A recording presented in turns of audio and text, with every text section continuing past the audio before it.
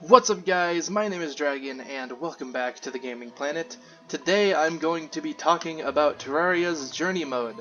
If you guys don't know, Terraria just recently had its last and final update, and in that update they added Journey Mode.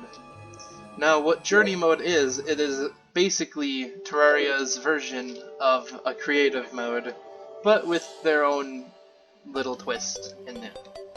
So, how everything works in Journey Mode, it's just like standard Terraria, you get to go around, mine, kill everything, and all that stuff, but if you open up your inventory, you'll see this little menu right here, which you can open, and in that menu, you will see a lot of different little tabs. So if you can see, there's a duplication menu, a research menu, a time menu, a weather menu, personal power menu, the spread of infection, which is either the corruption or crimson. If you guys want to turn that on or off, you can do it there.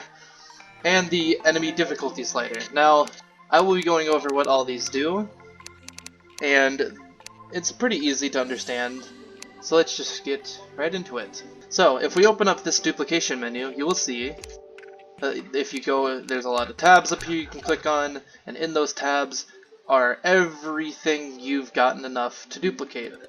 You'll have to research the blocks, and once you research the blocks, you will be able to duplicate as many as you want of them. Pretty simple stuff. Everything in this menu is something that you've researched, so if you just shift right click, you get what you need, or you get it in your inventory, and that goes for everything. If you don't want to get specific ones, you just don't click on any of the tabs, and then you can see everything you've researched. Which for me, it is a lot of stuff. I've been playing on this Journey Mode character for 40-something hours. So yeah, I have a lot of things researched. Going into the research menu, it's very small, but it's pretty straightforward.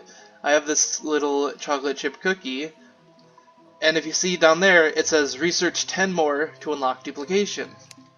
What that means is you would need to collect 10 chocolate chip cookies. Then once you have those 10, you can put them down here in this little menu and click research. Because I didn't have 10, you can just see it says 1 out of 10, and I didn't get it in my menu of it in here. If I search up chocolate, you'll see that there's no cookie in there because I didn't research it, or I didn't research enough of it. So once you get enough to research certain things, then you'll be able to unlock it in the duplication menu. Things like potions, like all these potions, take 20. Healing potions and mana potions take 30. Presents and other like weird throwable items take 100. Presents and other blocks take 100. Furniture and other like decoration items take normally 1 or 2. Weapons take 1, armor takes 1, ammo takes 99, and same with throwables like grenades, throwing knives, shurikens, all that stuff. Those all take 99. And these little equiptables take 1 as well. Going into the time menu, if we just see here, you can freeze time, which means that you can see up here that the sun is not moving left, or is not moving right, because time is frozen, so the sun won't move, and it will forever stay noon. But if we turn off that, then you'll see that it starts going pretty quickly just because I have the time slider up at 24%. So I'll talk about this in a second, but you can freeze and unfreeze time. If we unfreeze it, you see the sun moves. If you freeze it, it doesn't. Pretty straightforward stuff if you just want it to be forever day or forever night. But if you also just want to change it to a specific time, you can change it to dawn, noon, dusk, and midnight. Dawn and noon are obviously morning, dusk and midnight are obviously night. And obviously the time slider, if I change this up to anything other than 1, you will see that it will start moving very quickly. So as you can tell, everything's moving very fast. And that's because the time is going 24 times faster. So that's what the time slider does. It just makes everything go a bit faster. If you want to just wait for things to grow or wait for certain things to happen, you don't have to just change the time. You can open up the time slider, change it up all the way, and then wait for it to happen. The weather menu, pretty straightforward. You can control wind, whichever way you want. If I can turn it off, and you'll see that the music will change, because there's no wind. If I want to turn it on, then we can see that there'll be wind, and the music will change. Wind change enabled or disabled just means wind can happen or not. I'm just going to keep that enabled. And same with this rain. It can change rain without you having to do anything if that's on, so pretty straightforward. And of course the rain control slider is just clear sky, a little light rain, or a lot of rain. So yeah, pretty straightforward stuff. This personal power menu, probably one of the more important ones because of the enemy spawn rate slider. So in here we have the God mode, which means you just won't die. Obviously, I don't play with it just because it's easy not to die in this mode because the enemy difficulty starts off at Journey. But obviously, if you want God mode, go ahead. Increase placement range, which means if I just grab some blocks real quick. Normally, I would not be able to place a block anywhere near here because I'm not close enough, but with the placement range, I can, and I can also break it. Just means you're able to place things and break things farther away. Simple enough. Now this enemy spawn rate slider is probably one of the more interesting mechanics that they have, because I didn't even know you can change the spawn rate in the normal game. Like, I didn't know they had an option to do that, but apparently they didn't have the slider for it, but I think they either had the mechanic for spawn rates to change and all that, but I didn't know they could make a slider for it. But whatever. Obviously right now you can see that it's disabled, but if I change it up to 1 times, or just about 1 times, you'll see that slimes will start spawning, and you know, all that stuff. Pretty easy, just some slimes that will spawn around. But if you change that up to 10 times, and wait a second, you will start seeing that an absolute ton of slimes will start spawning if we see any anyways. But look at how many dragonflies there are, and all those vultures. That's how you can tell the spawn rate's up, because look how many dragonflies there are and all this stuff. So next, I'm gonna turn that off real quick. Just get rid of everything. Next, we have infection spread. It's basically just if you want the corruption to spread or if you don't want it to spread, then you can turn that on or off. I have it off just because I hate dealing with the corruption. It's really annoying, and I don't have a clementator yet. Or I think I do, but I just haven't gotten around to cleaning up the corruption, which I probably will eventually, but I'm not worrying about it too much, just because there's no need to. Now, enemy difficulty slider. This is probably one of the more important ones because you can cheat bosses, sort of. You'll still have to fight them, but it'll be a lot easier to get the master mode items than normal, and I will explain that in a second. But obviously the difficulty slider, you can change it from master mode all the way down to journey mode. I actually haven't tested it. I wonder what will happen if, because master mode you get an extra one of these little slots. So what if you change it while you have all of them filled? Okay, so it still says you have it, but because it's grayed out, you won't be able to use it because it's in a accessory slot that you can't use because master mode isn't enabled. So if you have master mode enabled, you get an extra accessory slot, meaning you can use whatever you have down there. But for this demonstration, I guess, I will be going back down to journey mode, which means we get 2 less, which is fine. But to cheese bosses, it's actually pretty simple. You first want to have your difficulty set down to journey mode, so they will have the lowest health possible.